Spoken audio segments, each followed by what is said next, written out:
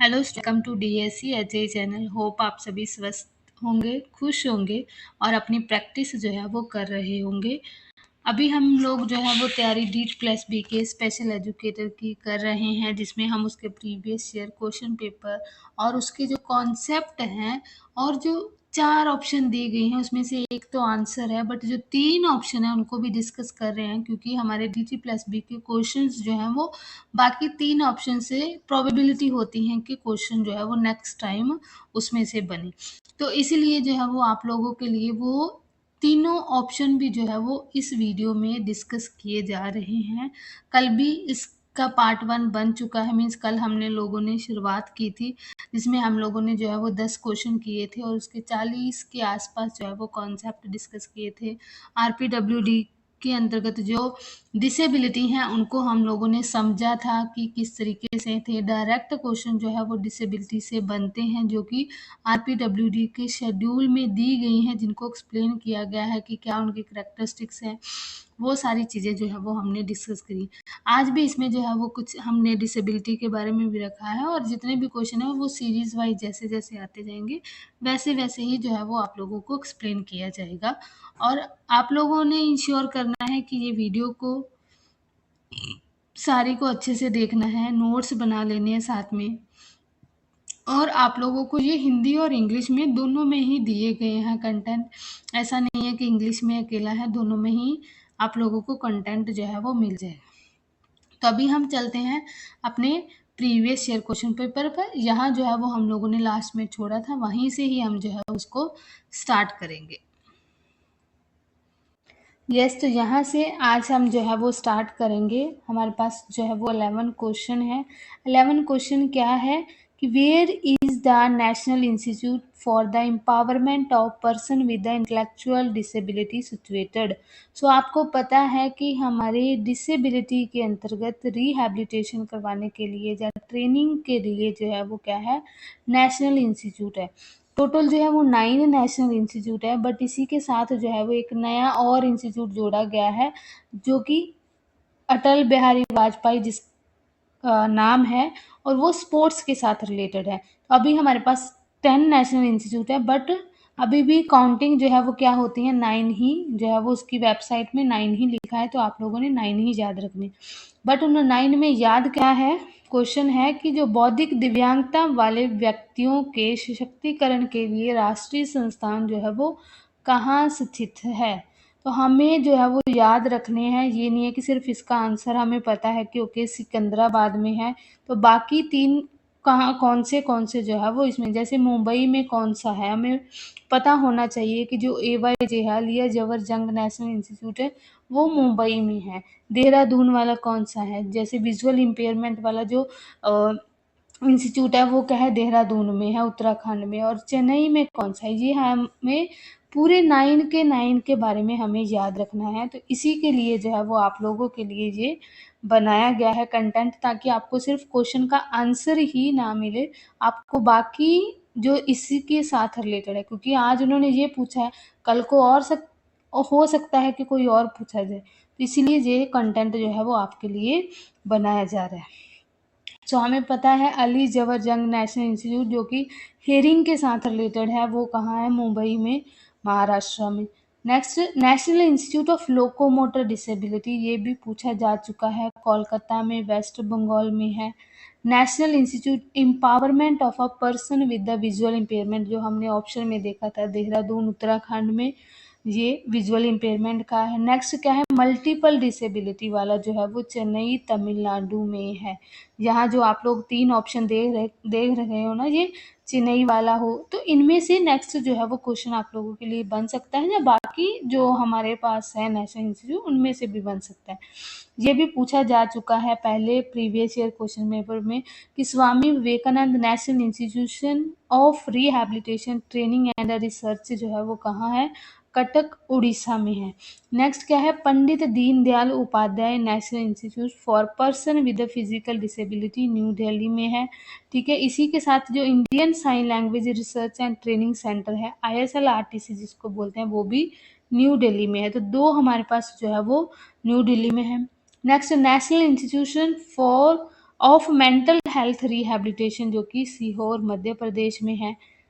जो हम लोगों ने देखा कि हमारे क्वेश्चन का आंसर था कि जो इंटेलेक्चुअल डिसेबिलिटी है वो क्या है, सिकंदराबाद में है। और ये वाला जो है वो नया ऐड किया गया है, ठीक है, बट ये स्पोर्ट्स के साथ ही रिलेटेड है। सारे ही इंस्टीट्यूट जो है वो department of empowerment person with the disability, ये सारे ही जो है वो क्या है, इस मिनिस्ट्री के थ्रू जो है वो मिनिस्ट्री ऑफ सोशल जस्टिस के थ्रू आते हैं। और ये सारे ही डिपार्टमेंट जो है वो इस डिपार्टमेंट के थ्रू जो है वो क्या करते हैं, रिहैबिलिटेशन का, ट्रेनिंग का हो गया, कोर्सेज का हो गया, वो सारे करिकुलम का हो गया, स्पेशल बच्चों के लिए ईच को जो इंस्टीट्यूट है वो डिफरेंट डिफरेंट डिसेबिलिटी में, जैसे वीआई है तो वो विजुअल डिसेबिलिटी, जैसे एवाईजे है तो वो हेयरिंग इम्पेयरमेंट, लोकोमोटर के लिए कोलकाता वाला जो हमने देखा वो सब है। तो इसी तरीके से आप सभी ने, और जो स्पोर्ट्स के लिए ये Atal Bihari Vajpayee training centre for the disability sport, जो कि ग्वालियर मध्य प्रदेश में, तो अभी हमने देखा कि मध्य प्रदेश में जो सीहोर वाला है, ये भी जो मेंटल हेल्थ वाला रिहैबिलिटेशन वाला वो भी मध्य प्रदेश में है।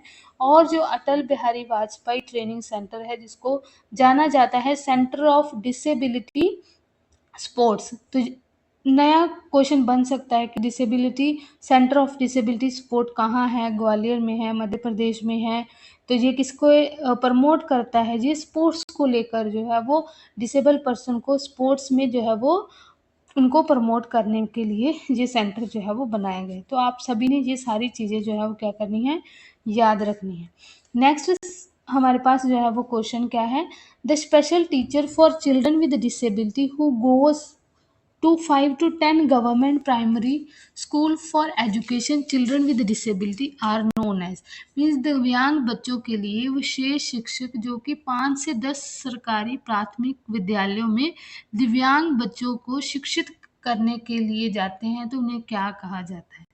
ये जो है वो आप लोगों के लिए बहुत ज़रूरी इन्फॉर्मेशन है जो इस क्वेश्चन से आप लोगों को मिलेगी।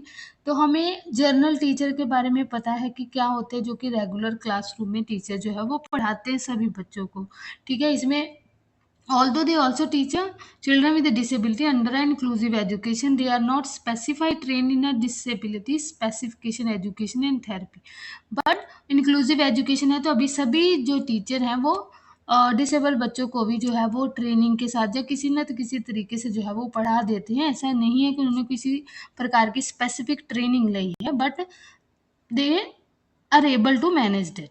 बट नेक्स्ट जो इसका आंसर है वो क्या है, भ्रमणशील शिक्षक, जिसको इंटरनेट टीचर कहते हैं। तो ये क्या है, इसके लिए फॉर्म निकाला था, जिसे इसमें तो इन्होंने बोला है कि 5 से 10 गवर्नमेंट प्राइमरी स्कूल, बट जो हमारे पास एक डॉक्यूमेंट आया था उसमें क्या लिखा है, पहले तो बात है कि जो प्यूपल टीचर रेशियो है स्पेशल एजुकेशन का, जो कि मोस्ट इम्पॉर्टेंट है, वो भी आप लोगों को पता होना चाहिए कि फर्स्ट क्लास से लेकर 5th क्लास तक उन्होंने बोला है कि एक स्पेशल एजुकेटर टीचर जो है वो होना चाहिए। मीन्स 10 बच्चे हैं अगर मान लो, और उनके पास में एक टीचर होना चाहिए। डिसेबल बच्चों की बात की जा रही है। और 1st to 5th तक, मीन्स नॉर्मल स्कूल है तो 1st to 5th तक अगर उनके पास जो है वो अगर 10 बच्चे हैं तो उनको एक स्पेशल एजुकेटर जो है वो हायर करना है। Is it clear.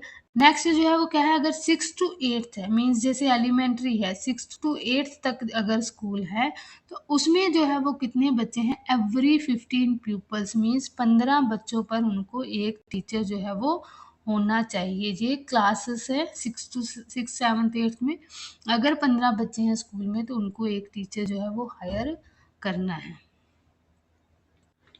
एंड ये भी कह चुके हैं कि नोट उन्होंने डाला हुआ है कि एक स्कूल, जैसे कोई भी नॉर्मल स्कूल है उन सभी में जो है वो क्या है, एक स्पेशल एजुकेशन टीचर होना चाहिए।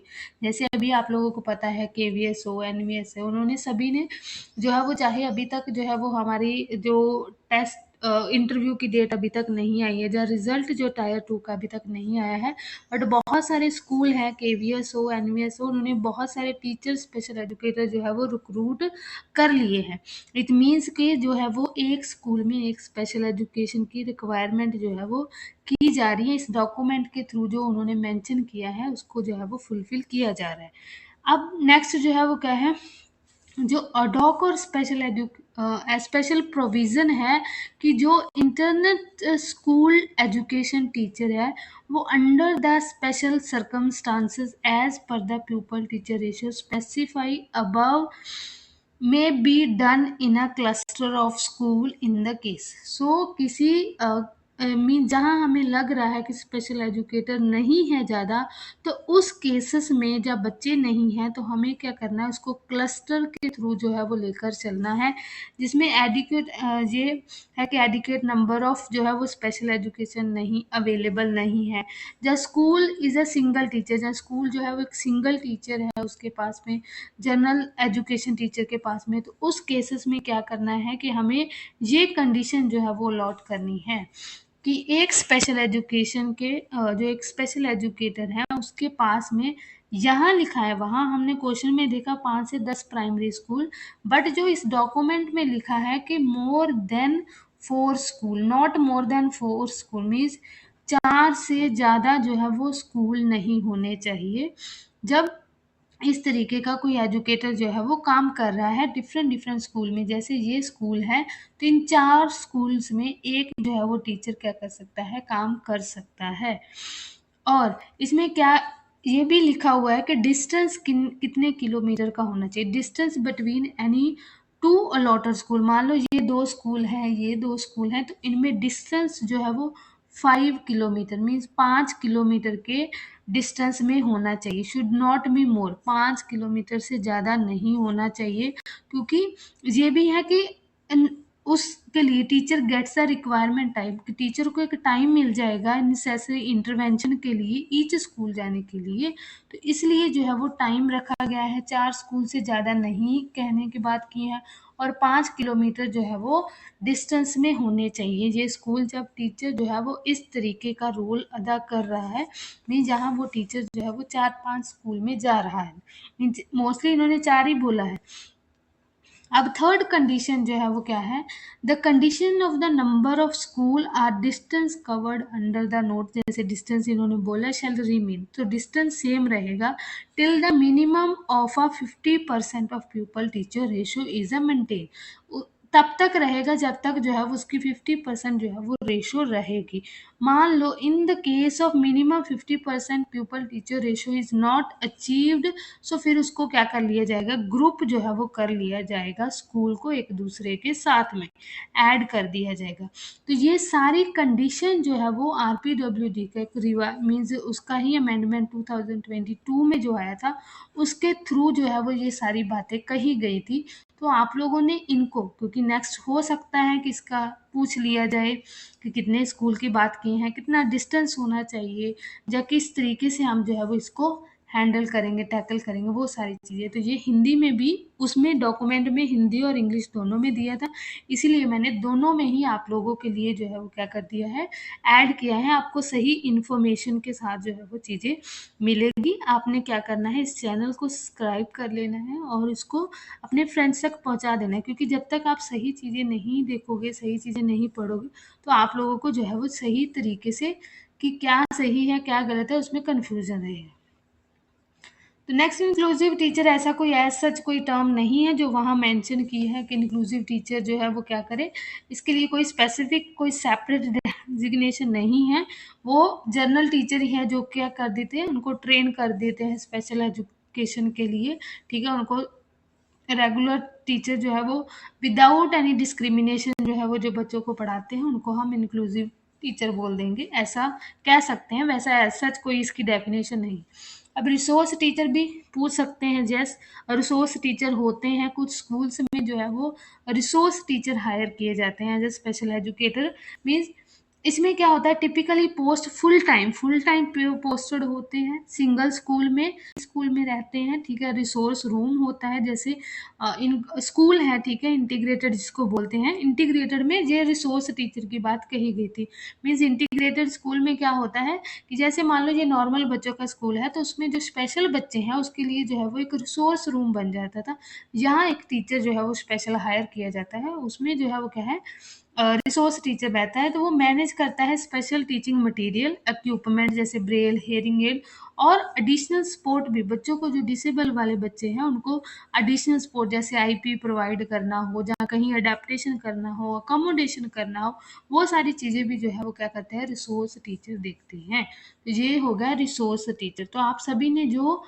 चीज़ें हैं उनको अच्छे से समझ जाना है कि रिसोर्स टीचर की बात हो तो ये ही जो है वो मैं आप लोगों को बोल रही थी। ये देखो 21 सितंबर 2022 को ये जो है ministry of education, department of school education and literacy ने ये नोटिफिकेशन दिया था। यहाँ इसी डॉक्यूमेंट में जो है वो जो मैंने ऊपर आपको एक्सप्लेन किया उसी से ये चीज़ें जो है वो ली गई।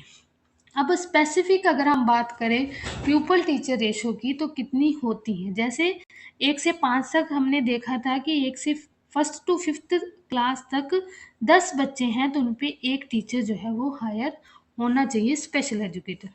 अब 6 टू 8 है तो 15 बच्चों पर एक टीचर होना चाहिए। और सभी स्कूल में ये एक एक की रेशियो का मतलब है कि एक स्कूल है तो उनके पास में एक स्पेशल एजुकेटर होना चाहिए। Is it clear? नेक्स्ट हमारे पास जो है वो अगर हम स्पेशल फील्ड में बात करें कि स्पेशल बच्चों की, जैसे स्पेशल स्कूल होते हैं उनमें कितनी रेशो होनी चाहिए। जैसे एचआई वाले बच्चे हैं तो 8 बच्चे हैं मान लो क्लास में तो उसमें एक टीचर होना चाहिए, ठीक है। तो वीआई वाले बच्चे भी 8 क्लास में बच्चे होने चाहिए। स्पेशल क्लास है उसमें 8 ही बच्चे, ज़्यादा नहीं है कि हम, क्योंकि हमें पता है कि नॉर्मल अगर हम रेशियो की बात करें जो नॉर्मल बच्चों की है वो 30:1 है, मीन्स कि 30 बच्चे होंगे क्लास में। बट स्पेशल बच्चों की क्लास में 8 ही बच्चे होंगे और एक टीचर होगा। एचआई वाले बच्चे हों, वीआई वाले बच्चे हों और सीपी वाले बच्चे हों, इन तीनों का रेशो जो है वो यही रहेगा। नेक्स्ट हमारे पास आता है आईडी वाले बच्चे। आईडी वाले बच्चे जो है वो कितने होंगे, 5 बच्चे होंगे और एक टीचर जो है वो होगा। 5 बच्चों के ऊपर जो है वो एक टीचर होगा। सेम एसएलडी जो ऑटिज्म स्पेक्ट्रम वाले बच्चे और लर्निंग डिसेबिलिटी वाले, और इन तीनों के लिए जो रेशो है वो कितना होगा, 5 बच्चों पर एक टीचर होगा। ये नहीं है एएसटी वाले बच्चे 10 बच्चे हम एक ही क्लास में लेकर बैठ गए, ऐसा नहीं होगा। कभी बार रेशो पूछी जाती है, जो पूछी जा चुकी है इसलिए मैंने इसको ऐड किया है कि एचआई वाले बच्चों की स्पेशल एजुकेशन स्कूल में अगर हम बात करें क्लासरूम में कितने बच्चे होंगे। ये क्लासरूम की बात कर रही हूँ मैं, आप लोगों ने ध्यान में रखना है कि जैसे एक क्लास में ग्रुप बनते हैं ना कि 30 का 40 का, जैसे आरपीडब्ल्यू आरटी एजुकेशन में दिया गया है कितने बच्चे होने चाहिए प्राइमरी सेक्शन में और एलिमेंट्री सेक्शन में इतने होने चाहिए। सेम तरीके से जो है वो क्या है, स्पेशल एजुकेशन में भी जो है वो क्या है, हमें दिए गई है टीचर प्यूपल टीचर रेशो। सो जो डेफ ब्लाइंड है उनके लिए 2 स्टूडेंट होंगे और उसके ऊपर जो है वो 1 टीचर होगा, और मल्टीपल डिसेबिलिटी में भी सेम ही ये रेशो जो है वो रहेगा। तो ये आप लोगों ने क्या कर लेना है, इसको याद रख लेना है कि ये कितनी कितनी रेशो जो है वो रहेगी। सो होप सभी को समझ में आ गया होगा, ठीक है। नेक्स्ट हमारा क्वेश्चन क्या है, under developed language is characteristic feature of. So means under developed language जो है वो किस में होती है। विजुअल इम्पेयरमेंट में अगर हम बात करें तो ऐसा कुछ नहीं होता है कि उसमें लैंग्वेज डेवलप नहीं होती, बच्चे सुनते हैं बस, क्या होते हैं, ब्लाइंड होते हैं, ठीक है। जहाँ लो विजन होता है वो सुनकर अपनी लैंग्वेज को, क्योंकि हम लैंग्वेज कैसे सीखते हैं, सुनकर सीखते हैं, तो उनका वीआई वाले बच्चों का हियरिंग जो है वो सही होती है, उनकी लिसनिंग सही होती है और वो कम्युनिकेट इजीली कर लेते हैं। बट अगर हम बात करें हेयरिंग एंड स्पीच की तो यहाँ जो है वो क्या है, बच्चों को डिफ़िकल्टी आती है, स्पीच वाले बच्चे भी जो है वो क्लियरली प्रोनाउंस नहीं कर पाते, तो लैंग्वेज डेवलप में कहीं ना कहीं डिफ़िकल्टी होती है। तो ये किन बच्चों में होता है, ये दोनों ही आंसर जो है वो, इसका आंसर क्या है, both hearing impairment and speech impairment. Blindness हमने कल देख लिया था कि इसकी फील्ड विजन आप लोगों ने याद रखनी है कितना होता है, लो विजन में कितना होता है, इसलिए मैंने दोबारा से ऐड किया है कि मान लो आप लोगों ने लास्ट क्लास नहीं देखी थी तो आप लोग इससे समझ जाए। और दूसरी बात, उसमें हमने बहुत सारी डिसेबिलिटी के बारे में देखा था तो उसको ज़रूर चेक कर लेना। इसमें इनको क्या होती हैं, डिफ़िकल्टी होती हैं ऑब्जेक्ट देखने को, ठीक है। रीडिंग करने में प्रिंट मटेरियल को, और इनके लिए इनको मैग्नीफायर हो या असिस्टिव टेक्नोलॉजी का जो है वो यूज़ करना पड़ता है। तो ये हिंदी में आप सभी के लिए है। हियरिंग इम्पेयरमेंट में हमने देखा था कि यस, मैंने आपको बताया था। यस, कल मैं एक चीज़ बताना भूल गई। एक पेपर में डीबी की फुल फॉर्म भी पूछी गई। तो डीबी को डेसिमल बोलते हैं, ठीक है। डेसिमल जो हियरिंग है उसको डेसिबल में मेजर किया जाता है। ये भी पूछा जा चुका है कि डीबी की फुल फॉर्म क्या है, या डीबी को क्या डोनेट करते, किसके साथ शो करते हैं। डीबी मतलब डेसिबल होता है, वो भी चीज़ें याद रखना। और डीबी को लिखते ऐसे हैं, ये आरपीडब्ल्यूडी में लिखा गया है, बट क्वेश्चन जो है वो DT+B में ही इस तरीके से आया हुआ था कि उसको लिखते कैसे, ठीक है। तो इसमें क्या होता है कि डिले लैंग्वेज होती है, ठीक है। तो हमारा क्वेश्चन ही यही था कि अंडर डेवलप्ड लैंग्वेज जो है वो किसकी फीचर है। लिमिटेड वोकैबुलरी होती है, डिफ़िकल्टी होती है understanding the spoken language, poor grammar होती है, कम्युनिकेट जो है उसमें डिफ़िकल्टी देखने को मिलती है, और अनक्लियर स्पीच होती है। नेक्स्ट अगर हम बात करें स्पीच इम्पेयरमेंट में आप लोगों ने याद रखना है, स्पीच एंड लैंग्वेज डिसेबिलिटी जो है वो हमारे आरपीडब्ल्यूडी में ऐड किया गया है। ये एक प्रकार की परमानेंट डिसेबिलिटी है। इसमें हमारे लैरिक्स हो गया, अफेजिया जो है वो अफेक्टिव होता है, मीन्स जो साउंड है वो प्रोड्यूस ही नहीं होती हैं, और उसके वन और मोर कंपोनेंट होते हैं स्पीच एंड लैंग्वेज के। ये ऑर्गेनिक मीन्स किसी न किसी के लिप्स के कट जाने के कारण भी कभी बार स्पीच सही नहीं होती, जहाँ कोई न्यूरोलॉजिकल कॉज जो है वो इसके हो सकते हैं।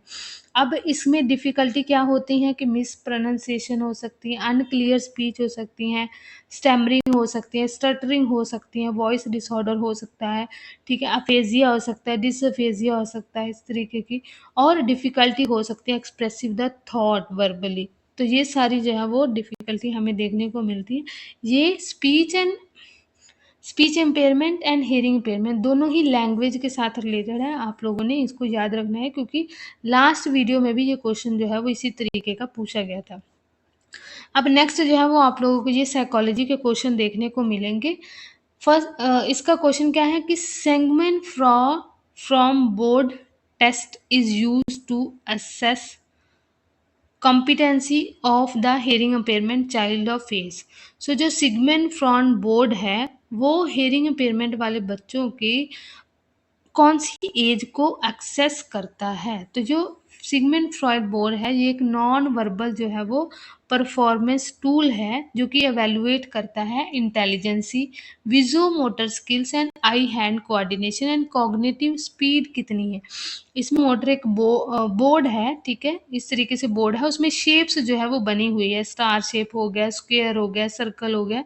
तो उसको चेक क्या किया जाता है, इसमें बच्चे की इंटेलिजेंस नॉन वर्बल है, मीन्स किसी तरीके के वर्बली जब बच्चे को रीड करके उसको समझना पढ़ना नहीं है, ये सिर्फ बच्चे को पहचानना और उनको जो है वो क्या करना है उसमें रखना है। इसलिए visual motor skills, I hand coordination and cognitive speed in children की देखी जाती हैं, और ये 3 से 11 साल तक individual with speech and hearing impairment वाले बैरियर जो होते हैं लैंग्वेज को रिलेटेड उनको कम करता है, किससे भी हम बच्चों की जो है वो इंटेलिजेंसी को देख सकते हैं instead of only verbally instructions. Okay, तो इसका आंसर जो है वो हमें इसके आसपास ही देखना पड़ेगा, और जो इस क्वेश्चन का आंसर भी जो दिया गया है वो दिया गया है फर्स्ट 5 से 15 साल के बीच में। तो ठीक है, आप लोगों ने याद रख लेना है। वैसे इसकी टिपिकल एज हम अगर नॉर्मल बच्चों की बात करें तो उनकी 3 से 11 साल तक की एज है इसकी, ठीक है। नेक्स्ट हम बात करें 15 क्वेश्चन क्या है, who have developed the orientation and the mobility skill. So orientation and mobility हम किन बच्चों को सिखाते हैं। हियरिंग इम्पेयरमेंट में तो हम बच्चों को ऑडिटरी पर ज़्यादा फोकस करते हैं, साइन लैंग्वेज पर फोकस करते हैं, उनकी स्पीच थेरेपी उनको प्रोवाइड करते हैं। तो उन पे तो किसी तरीके की मोबिलिटी मीन्स हम उनको मूव क्योंकि जहाँ चल के वहाँ उनमें तो हम नहीं, बट विजुअल इम्पेयरमेंट में हम ओरिएंटेशन एंड मोबिलिटी, क्योंकि हमें इनको इंडिपेंडेंटली वॉक सिखानी होती है कि कैसे वो स्टिक की मदद से अपने रास्ते को वो क्या कर सकते हैं, नेविगेट कर सकते हैं। तो इनके लिए जो है वो ओरिएंटेशन एंड मोबिलिटी स्किल जो है वो सिखाई जाती है। मेंटली चैलेंज नहीं आएगा, फिजिकल चैलेंजेस भी नहीं आएगा, इनके लिए हम उनको इक्विपमेंट देते हैं। जैसे हियरिंग इम्पेयरमेंट में तो स्पीच साउंड उनके साथ होती है, उनके थेरेपी, साइन लैंग्वेज, ये सब और विजुअल इम्पेयरमेंट पार्शली और कंप्लीट उनके लिए नीड होती है ओरिएंटेशन की, मोबिलिटी ट्रेनिंग की, सेव कर सके इंडिपेंडेंटली वो travel. Is it clear? Next हमारे पास जो मेंटली चैलेंज है उनपे तो फंक्शनिंग हो गया, एडेप्टिव बिहेवियर की लिमिटेशन हमें देखने को मिलती हैं उनको, फंक्शनिंग एंड एकेडमिक जैसे सेल्फ हेल्प केयर हमने देखा था, सोशल स्किल ट्रेनिंग जो है वो हमने देखा था, एकेडमिक जो है वो हम सिखाते हैं जो एजुकेबल होते हैं, जो सेल्फ हेल्प केयर है वो हम ट्रेनेबल को सिखाते हैं, और कस्टडियल को जो है वो क्या होते हैं वो डिपेंडेंट होते हैं दूसरों के ऊपर। ये हमने कल एक क्वेश्चन भी आया हुआ था इसमें। और जो फिजिकल चैलेंजेस हैं उनको मूवमेंट में डिफिकल्टी होती है, वो क्या करते हैं ऑक्यूपेशनल थेरेपी, और उनको मोबिलिटी एड दी जाती हैं जैसे वॉकर हो गया, ठीक है, उनकी व्हील चेयर हो गया, इस तरीके की चीज़ें जो है वो प्रोवाइड की जाती हैं, ट्रेनिंग दी जाती है। बट उसमें क्वेश्चन में जो है वो क्या है कि मोबिलिटी स्किल सिखाई जाती है कि कैसे एक जगह से दूसरी जगह पैनली मूव करना है। मीन्स तो इसका आंसर जो है वो क्या है, विजुअल इम्पेयरमेंट। नेक्स्ट हमारे पास क्या है question, which of the following machine translate letter by letter image from the scanner into tactile stimulus, कि निम्नलिखित में से कौन सी मशीन स्कैनर से अक्षर दर अक्षर छवियों इमेज को स्पर्श उत्तेजना में अनुवाद करती हैं। मीन्स जो क्या है टैक्टाइल में कर देती हैं, जो वर्ड्स होते हैं जैसे यहाँ वर्ड लिखे हैं तो कोई ऐसा इमेज हो ऐसा टूल है जो क्या कर देता है उसको टैक्टाइल में कर देता है, तो वो कौन सा है? अभी हम देखेंगे सबसे पहले ये सारी चीज़ें दी गई हैं, इन सभी में क्या चीज़ें हैं, क्योंकि हमें एक आंसर नहीं देखना है, उसके बाकी चीज़ें भी देखनी है, क्योंकि नेक्स्ट सवाल जो है वो इनमें से बन सकता है। तो अगर हम बात करें कि जो हमारा क्वर्जविल रीडिंग मशीन है, ये एक तरीके की क्या है, रीड कर दी है अलाउड, ठीक है, scans print text and read it aloud using the speech output, और कन्वर्ट करती है print to speech, not touch रहेगी, क्योंकि HI वाले बच्चे नहीं, VI वाले बच्चों के लिए ये हेल्पफुल रहेगी, ठीक है, क्योंकि ये क्या करिए प्रिंट को स्पीच में कर रही है। ऐसे वाले बच्चों को तो सुन नहीं सकते ना, तो उनके लिए स्पीच नहीं, VI वाले बच्चों के लिए हेल्पफुल रहेगी कि जैसे ऑडियो बुक्स होती हैं तो ये रीड अलाउड करती है। Is it clear? नेक्स्ट हमारे पास क्या है, सोनिक ग्लास मशीन, तो ये क्या है, हेल्प करती है people with the visual impairment detect the obstacle using the sound signal, तो ये ऑब्स्टैकल जो उनके रास्ते में आ रहे हैं वो उसको हेल्प करती है, असिस्ट करती है नेविगेट करने में और मोबिलिटी। अभी हमने देखा ओरिएंटेशन मोबिलिटी जो है वो विजुअल इम्पेयरमेंट के लिए ज़रूरी है, तो ये जो सोनिक ग्लास मशीन है वो जब वो मोबिलिटी ट्रेनिंग करते हैं तो वो इस तरीके की मशीन का यूज़ करते होंगे, जिससे जो है वो साउंड सिग्नल उनको मिलेगा कि अगर कोई ऑब्स्टैकल है, मान लो कि आगे जो है वो बहुत सारा बड़ा खंबा है, तो उनको कैसे पता चलेगा, ये साउंड सिग्नल जो है वो ये सोनिक ग्लास मशीन उनके पास होगी तो वो साउंड प्रोड्यूस करेगी, जिससे जो है वो उसको अंडरस्टैंड हो जाएगा कि ओके नेक्स्ट जो है वो किसी तरीके का ऑब्स्टैकल है, खंबा है, कुछ भी हो सकता है, तो ये उनके लिए हेल्पफुल रहेगी। नेक्स्ट जो है वो हमारे पास क्या है, ऑप्टिकल टू टैक्टाइल, तो अभी हमने जो देखा था कि उसमें क्या था, use a camera to scan a print letter, की वर्ड टू वर्ड लेटर जो है वो क्या करते हैं उनको स्कैन करते हैं, देन कन्वर्ट करते हैं each letter into the tactile, तो ये जो है वो इसका आंसर है कि जो ऑप्टिकल टू टैक्टाइल कन्वर्टर, इसकी फुल फॉर्म क्या है,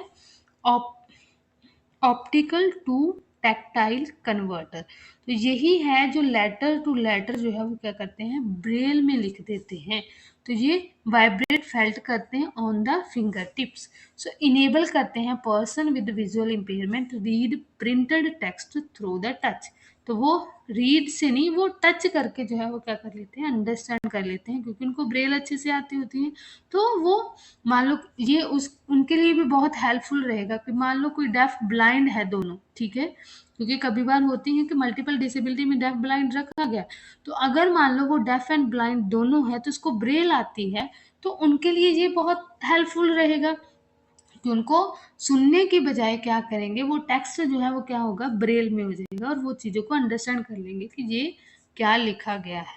ओके, नेक्स्ट हमारे पास लेजर कैन है, ये एक इलेक्ट्रॉनिक वाइट केन है जो डिटेक्ट करती है obstacle using the laser sensors, so giving the vibrates और sound alert to the safe movement, तो ये उनके लिए जो है वो हम देखते हैं ना कि वाइट छड़ी लेकर ये येलो लाइन पर चलते हैं, ठीक है। तो उनको ऑब्स्टैकल कैसे पता चलते हैं, हमें वो हम इमेजिन करते हैं कि वो कैसे यहाँ से वहाँ जाते होंगे, या किस तरीके से उनको पता चलता होगा कि आगे कोई है, या किस तरीके से। तो वो इस इन सभी टूल्स का जो है वो यूज़ करते हैं, और उनको ओरिएंटेशन मोबिलिटी ट्रेनिंग दी जाती है। Use for orientation and mobility, not for reading. तो ये जो लेजर कैन है वो ओरिएंटेशन एंड मोबिलिटी के लिए यूज की जाती हैं, और रीडिंग के लिए हमने देखा कि ये यूज किया जाता है, ठीक है, वर्ड टू वर्ड टैक्टाइल में करने के लिए। बट अगर हम रीड अलाउड की बात करें तो वो कौन सा है, ये वाला है, ठीक है। और जो सोनी का ग्लास है वो ऑब्स्टेकल्स जो होते हैं उनको साउंड सिग्नल देता है। और हमारा क्वेश्चन क्या था कि कौन सी मशीन है जो ट्रांसलेट करती है letter to letter images from the scanner into the tactile. So आपका आंसर जो है वो क्या हो गया, ऑक्टाकॉन, ठीक है, ऑप्टिक। नेक्स्ट हमारे पास क्वेश्चन क्या है, if a child move his head forward and backward while looking at a distance object, which disability he has। so ये क्या है, यदि कोई बच्चा दूर की वस्तुओं को देखते समय अपना सिर आगे पीछे करता है तो उसे कौन सी दिव्यांगता है। तो हमें पता है कि जैसे कोई कभी बार देखा होगा कि जो हम घर पे अगर कोई न्यूज़पेपर पढ़ रहा है तो जिनकी मान लो लो विजन है, ठीक है, तो वो क्या करते हैं कि कभी बार जब बहुत पास में लाकर न्यूज़पेपर को देखते हैं या दूर में ले जाकर देखते हैं ताकि इसको अंडरस्टैंड कर सके। तो ये किस डिसेबिलिटी के साथ हम देखते हैं, विजुअल इम्पेयरमेंट के साथ देखते हैं, ठीक है। तो इसका आंसर विजुअल इम्पेयरमेंट है, क्योंकि हमें पता है एचआई वाले बच्चों को जो है वो साउंड के साथ डिफ़िकल्टी होती है, और वर्बल जो इंस्ट्रक्शन है उसको रिस्पॉन्स करने में जो है वो हम डिफ़िकल्टी देखते हैं। और ऑटिज़म में क्या होता है, ये हमने कल देखा था, ये डिसऑर्डर जो है वो एक किसके अंतर्गत रखा गया था, आईडी के अंदर। और इसमें क्या होता है, अफेक्ट होती है कम्युनिकेशन एंड सोशल इंटरेक्शन, और इसमें रेपिटेटिव बिहेवियर और पुअर आई कांटेक्ट हमें देखने को मिलता है। और सेरेब्रल पॉलिसी जो है वो क्या है, सेरेब्रल का मतलब होता है ब्रेन, ठीक है, और उसका एरिया कहीं ना कहीं जो ब्रेन का एरिया अफेक्ट होने के कारण जो बॉडी मूवमेंट है और मसल कोऑर्डिनेशन जो है वो अफेक्ट हो जाते हैं। तो इसी कारण ये न्यूरोलॉजिकल है और नॉन प्रोग्रेसिव जो है वो क्या है, डिसेबिलिटी है। ये आप लोगों ने याद रखना है। तो इसमें क्या होती हैं डिफ़िकल्टी कि मसल्स जो है वो स्टिफनेस हो जाते हैं, पुअर बैलेंस हो जाता है, कोऑर्डिनेशन प्रॉब्लम जो है वो देखने को मिलती है।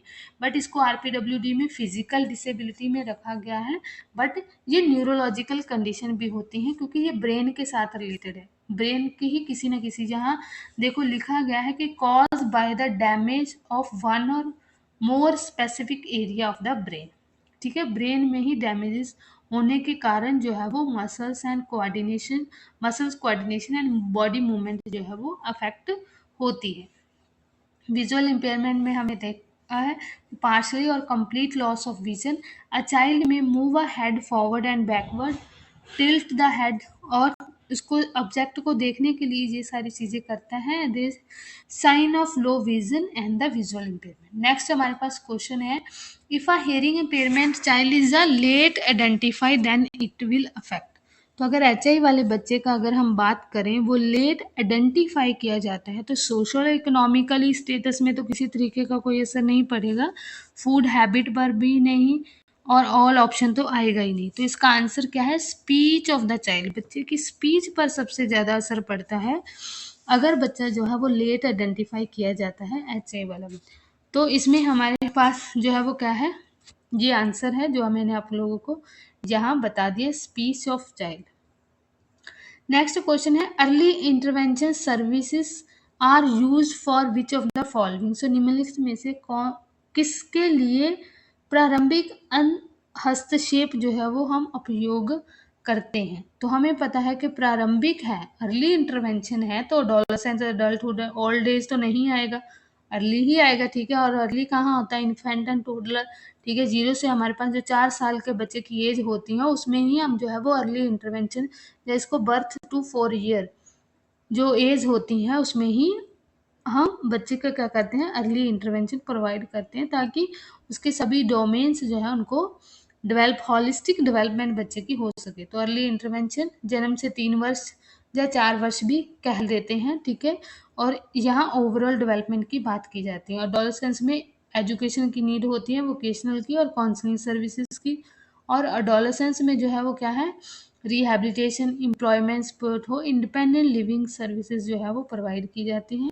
और ओल्ड एज में जो है वो क्या है, रिहैबिलिटेशन, हेल्थ सपोर्ट, ये सारी चीज़ें जो है वो दी जाती। नेक्स्ट हमारे पास जो है वो क्वेश्चन सेम पेपर में देखना, नेशनल इंस्टीट्यूट एक तो पूछा गया कहाँ स्थित था, स्टेप मीन्स कौन सी जगह पे है। दूसरा AYJ की फुल फॉर्म पूछेगी। तो आपको पता है हर एक टॉपिक में से 2, 4, 5 डिसेबिलिटी से रिलेटेड आपको कितने क्वेश्चन मिल रहे हैं, नेशनल इंस्टीट्यूट से रिलेटेड कितने क्वेश्चन मिल रहे हैं। तो आप लोगों के लिए सारे क्वेश्चन बहुत ज़रूरी है। तो AYJ की full form Ali Yavar Jung national institution of speech and दिव्यांगजन, ये नहीं है। Ali Yavar Jung national institute social and, Ali Yavar Jung national institute speech and दिव्यांगजन, ये भी नहीं है। Ali Yavar Jung national institute speech and hearing disability है। उसके बाद में दिव्यांगजन जो है वो डी ऐड किया गया है, बट पहले वो डिसेबिलिटी के बाद में दिव्यांगजन भी लगता है। सो हमें पता होना चाहिए। ये फुल फॉर्म मैंने फिर से दे दी है आप लोगों को याद रखने के लिए, पहले हिंदी में नहीं थी, ठीक है, एक ही मुझे लगता हुई है। तो आप लोग हिंदी में कर लीजिएगा, अदरवाइज मैं नेक्स्ट टाइम इसको भी हिंदी में कर दूँ, ठीक है। तो national institution of locomotor disability, ठीक है, यहाँ NILD है, NIEPVD national institution of empowerment of person with the visual disability, जो कि हमने देखा देहरादून उत्तराखंड में, ठीक है। आप याद रखने के लिए विजुअल विजन के साथ दूर तक देख सकते हो, तो देहरादून आप रख सकते हो, ठीक है। Multiple disability Chennai and Tamil Nadu. Cuttack Orissa वाला पूछा जा चुका है, स्वामी विवेकानंद जी का, ठीक है। और दिल्ली वाला आप लोगों ने याद रखना है, Pandit Deendayal Upadhyaya national institution for person with physical disability. और ISLRTC सीहोर हमने देखा था, मध्य प्रदेश में था। और नया वाला जो अटल बिहारी वाजपेयी जी का जो स्पोर्ट्स वाला है, वो भी हमारा मध्य प्रदेश में ही।